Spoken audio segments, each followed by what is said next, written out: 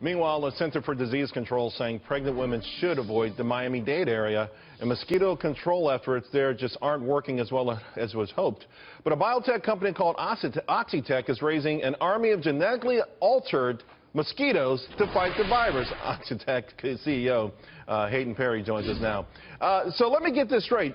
Right now, the big concern, of course, is that these same mosquitoes that inflicted the damage in Brazil are now perhaps in America. They already hit Puerto Rico. It's in Florida. But you've got an army of counter mosquitoes to counterattack them, or how does it work?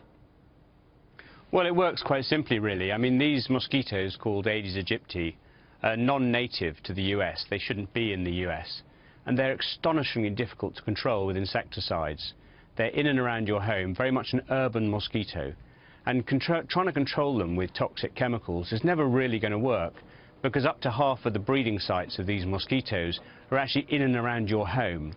Every mosquito that's ever bitten you is a female, and it's been born within 200 yards of where you were bitten.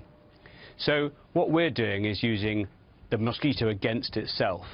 We send out males because males don't bite.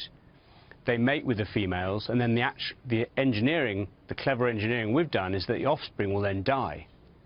So our males will go out, mate with the females, the offspring die. The males we release, they die. The offspring, though, they are born, and you're saying that their life expectancy is cut to a certain degree? Yeah, absolutely. I mean, they die at the late larval stage before they become adults, so they die within a few days. And in fact, the adults we release, they die as well after a few days. So nothing stays in the environment. It's very effective, and it's also very environmentally friendly.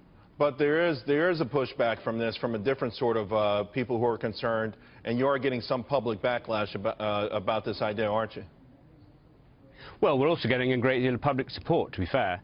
But I understand that. Listen, I think the idea is fantastic, and whenever we see the pictures of these young babies born because of the Zika virus, it makes everyone want to do everything possible. But some people think there's something wrong about the idea that you would manipulate a species to kill itself off, even though it's mosquitoes.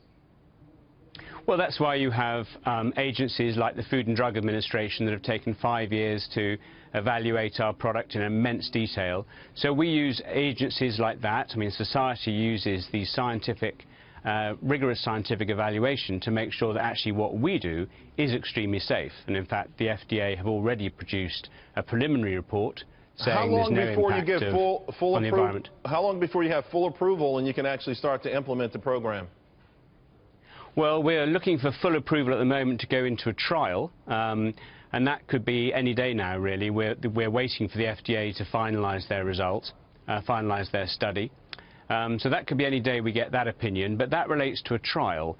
I think what really should be done in light of this emergency and first transmission in the US at the moment is for emergency use authorization to be given.